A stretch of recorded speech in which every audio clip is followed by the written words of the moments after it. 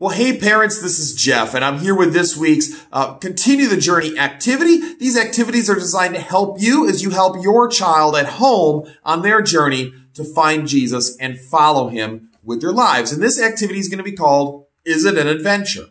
Now, this week in our Kids Church experience, we talked about how there's adventure ahead.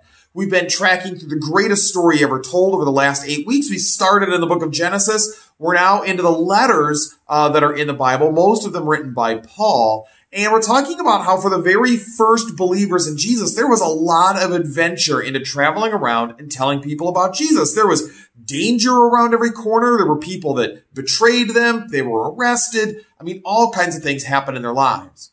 And we shared a passage, and I would, in this activity, you'll share this passage with your kids as well. It's found in 2 Corinthians chapter 11, starting in verse 23, where Paul lists out the things that have happened to him since he's become a believer in Jesus. He says, I'm not trying to brag, but if you want to know, how come you should maybe listen to some of the things I'm telling you, let me tell you. And he talks about how he's been thrown in prison more times. He's been whipped more times. He's faced death again and again. 5 times he got 39 lashes with a whip. 3 times he got beaten with rods. Once he was stoned. He was shipwrecked 3 times. I mean, stuff just happened to this guy since he became a believer in Jesus. So in this activity, Is It an Adventure? Grab your kids, read this short passage of the Bible. This passage will probably take about 60 seconds to read. It's not long.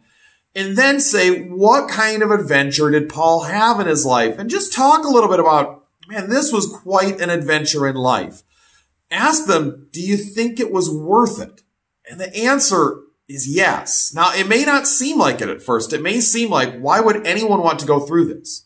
But the answer is yes. I mean, Paul, was a follower of Jesus. He had to do the things that Jesus wanted him to do. And one of the big things he wanted him to do was to tell other people how they could be forgiven and they could be friends with God now and forever. And so it was certainly worth it for Paul to live through this. And then is the hard question. Say, how about our life? Is it an adventure? Is it this kind of adventure? Now, none of our lives look like Paul's life for sure. I don't know about you, but I've never been whipped with a whip 39 times. I'm guessing you haven't either. But say, hey, is our life following Jesus, is it an adventure?